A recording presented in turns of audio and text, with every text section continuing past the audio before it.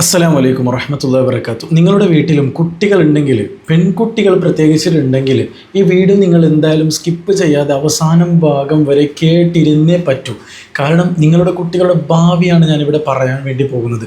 എന്തൊക്കെയാണ് ഇപ്പോഴത്തെ ഈ ഒരു കാലഘട്ടത്തിൽ, ഈ ഒരു സമാനിൽ നടന്നുകൊണ്ടിരിക്കുന്നത് എന്നുള്ളതിനെ കുറിച്ച് വ്യക്തമായിട്ട് നിങ്ങളുടെ മൈൻഡിലേക്ക് ഇട്ട് തരാൻ വേണ്ടി പോകുന്നത്. പ്രത്യേകിച്ചിട്ട് നിങ്ങളുടെ വീട്ടിൽ പെൺകുട്ടികളുണ്ടെങ്കിൽ എത്രത്തോളം നമ്മൾ സൂക്ഷിക്കേണ്ടി വരുന്നു എന്നുള്ളതും കൂടി ഈ വീഡിയോയുടെ അകത്ത് നിങ്ങൾക്ക് ഞാൻ പറഞ്ഞു തരാൻ വേണ്ടി പോവുകയാണ്. അവർ ചെയ്യുന്ന ചില കള്ളത്തരങ്ങൾ ഇപ്പോൾ നിങ്ങൾക്ക് പിടിയിൽ വന്നില്ല എന്നുണ്ടെങ്കിൽ പിന്നീട് അത് വലിയൊരു നഷ്ടത്തിലേക്കാണ് പോകുന്നത് എന്നുള്ളത് ആദ്യം തന്നെ നിങ്ങളോട് ഉണർത്തുകയാണ്. ആദ്യം ഞാൻ നിങ്ങൾക്ക് ഒരു ന്യൂസ് കേൾപ്പിച്ചു തരാം. അതിനുശേഷം നമുക്ക് കൂടുതലായിട്ട് ഡീറ്റെയിൽഡ് ആയിട്ട് നമുക്ക് സംസാരിക്കാം. ഇൻഷാ അല്ലാഹ് തുടരെയായി വീഡിയോയിൽ ഉണ്ടാകുക എന്ന് മാത്രം ഓർമ്മപ്പെടുത്തുകയാണ്. നിങ്ങളുടെ കുട്ടികളുടെ ഭാവി വേണമെന്നുണ്ടെങ്കിൽ ഈ വീഡിയോ കണ്ടിരുന്നേ പറ്റൂ. ഓക്കെ, ഞാൻ ആദ്യം ഒരു ന്യൂസ് കേൾപ്പിച്ചു തരാം. ഇൻസ്റ്റഗ്രാമിലും സ്നാപ്ചാറ്റിലും ചിരിച്ച മുഖവുമായി വന്ന പെൺകുട്ടികളെ പ്രണയക്കണിയിൽ വീഴ്ത്തുന്ന നൈസ് പയ്യന്മാരുടെ തനിനിറം കണ്ട് ഞെട്ടിയിരിക്കുകയാണ് രാജ്യം.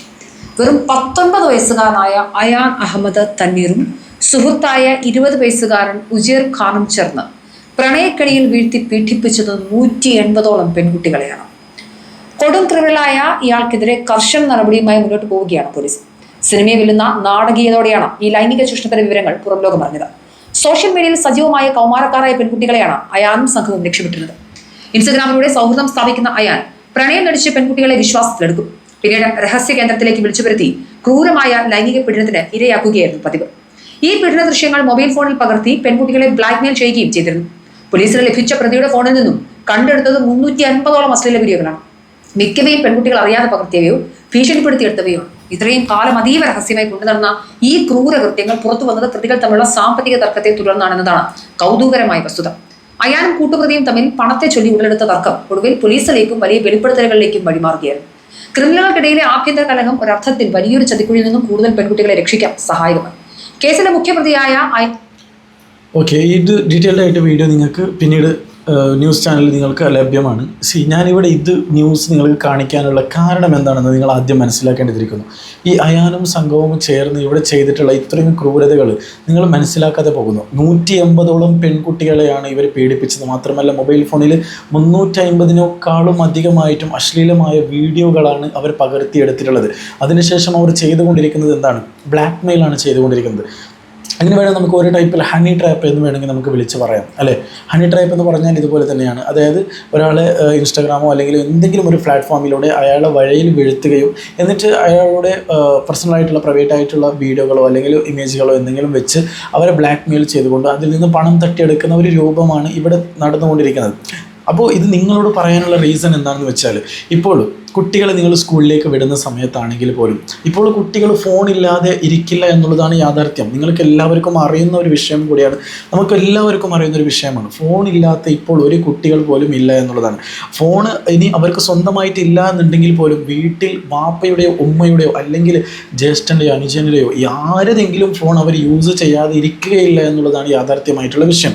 ഈ പറഞ്ഞത് ശരിയാണോ ഇല്ലേ എന്ന് നിങ്ങളൊന്ന് ചിന്തിച്ച് നോക്കുക. ഇനി നിങ്ങൾ ഫോൺ കൊടുത്തില്ല എന്നുണ്ടെങ്കിൽ ചിലപ്പോൾ അവർ ഭക്ഷണം കഴിക്കാതിരിക്കും.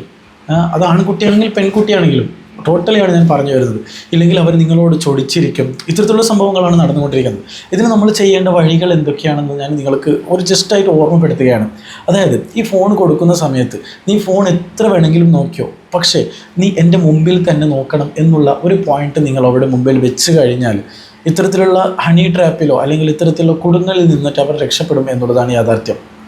അത് നമ്മൾ തന്നെയാണ് ശീലമാക്കി കൊണ്ടുവന്നത്. ആ കുട്ടികളെ ചെറുതായിരിക്കുമ്പോൾ അവർ ഭക്ഷണം കഴിക്കാതിരിക്കുന്ന സമയത്ത് നമ്മൾ ഈ ഫോണുമായിട്ട് ഇങ്ങനെ കൊണ്ടുപോയി അവരേക്ക് ഇങ്ങനെ കാണിക്കുന്നുണ്ട്. അപ്പോൾ ഈ കുട്ടി എന്താക്കുന്നുണ്ട്? ഭക്ഷണം കഴിക്കുന്നുണ്ട്. ഇത് കണ്ട ഉപ്പയും ഉമ്മയും എന്താ ചെയ്തു? ഭക്ഷണം കഴിക്കുമ്പോൾ മൊത്തമായിട്ടും ഇങ്ങനെ ഫോൺ കൊണ്ടുപോയി അവരുടെ നെഞ്ചോട്ടോ ഇങ്ങനെ വെക്കുകയാണ്. ഇത് കണ്ട് ഇങ്ങനെ മുമ്പോട്ട് ആ കുട്ടി എന്ത് ചെയ്തു? ഫോൺ തന്നെ ഇങ്ങനെ നോക്കിയിട്ട് ഭക്ഷണം കഴിക്കാൻ വേണ്ടി തുടങ്ങി. അതിനുശേഷം ഫോൺ ഇല്ലാതെ ആ കുട്ടിക്ക് ജീവിക്കാൻ പറ്റാത്ത രീതിയിലേക്ക് എത്തി മാറിയിരിക്കുകയാണ് എന്ന് വേണമെങ്കിൽ നമുക്ക് പറയാം.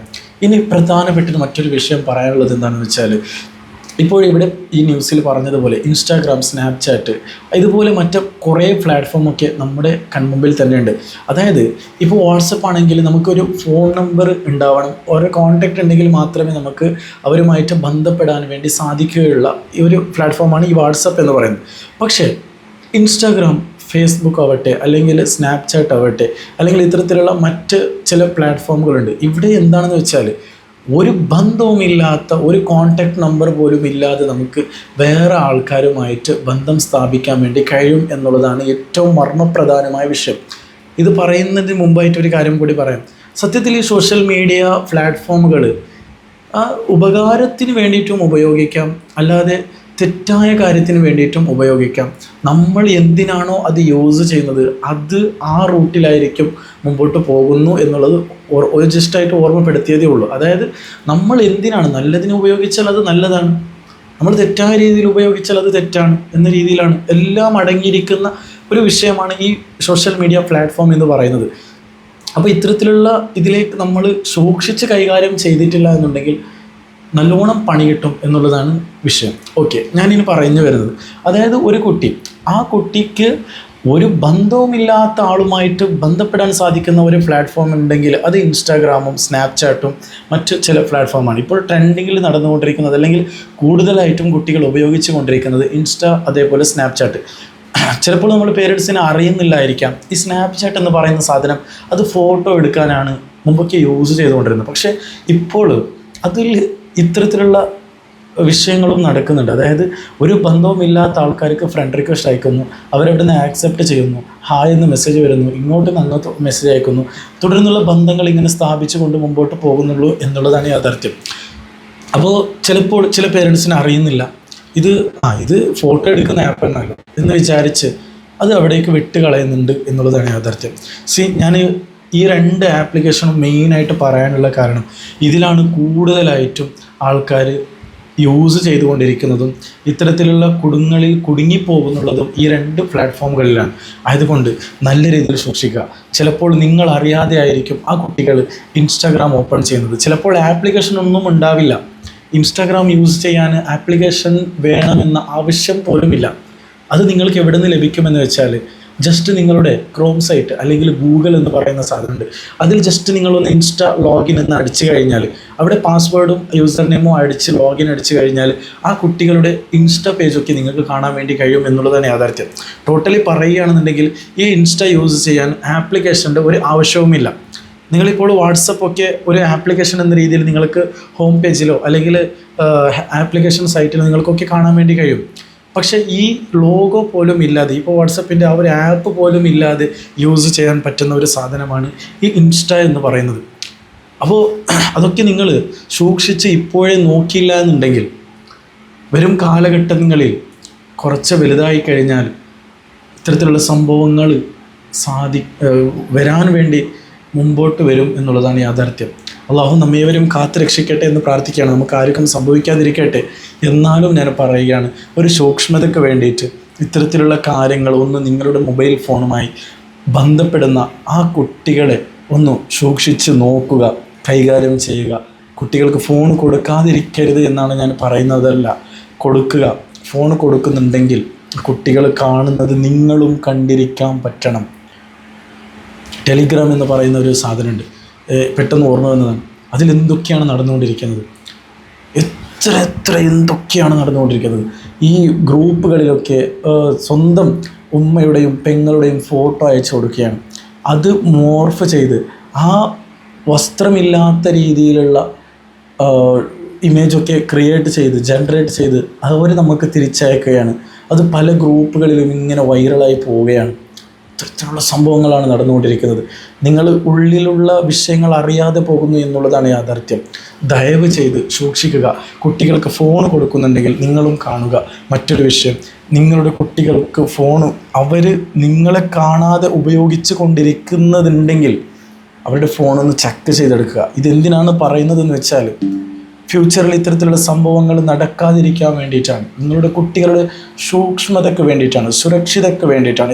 എത്ര ആൾക്കാരാണ് ആത്മഹത്യ വരെ ചെയ്തുകൊണ്ടിരിക്കുന്നത്. ഇതിപ്പോൾ നടന്ന സംഭവം മഹാരാഷ്ട്ര എന്ന് പറയുന്ന ഏതോ ഒരു സ്ഥലത്താണ് ഈ സംഭവം നടന്നിട്ടുള്ളത്.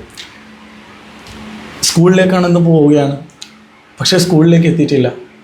പോയിട്ടുള്ളത് മറ്റെവിടെയോ ഒരു സ്ഥലത്ത് പാർക്കിലേക്കോ അല്ലെങ്കിൽ മറ്റു ലോഡ്ജിലേക്കോ എവിടേക്കോ ചെന്ന് അവിടെ തൻ്റെ ബോയ് ഫ്രണ്ടിൻ്റെ കൂടെയോ അല്ലെങ്കിൽ മറ്റേതെങ്കിലും ഒരു ചെറുപ്പക്കാരൻ്റെ കൂടെയോ സംഭവം എന്തൊക്കെയോ നടന്നുകൊണ്ടിരിക്കുകയാണ്. മിണ്ടുകയാണ്, സംസാരിക്കുകയാണ്.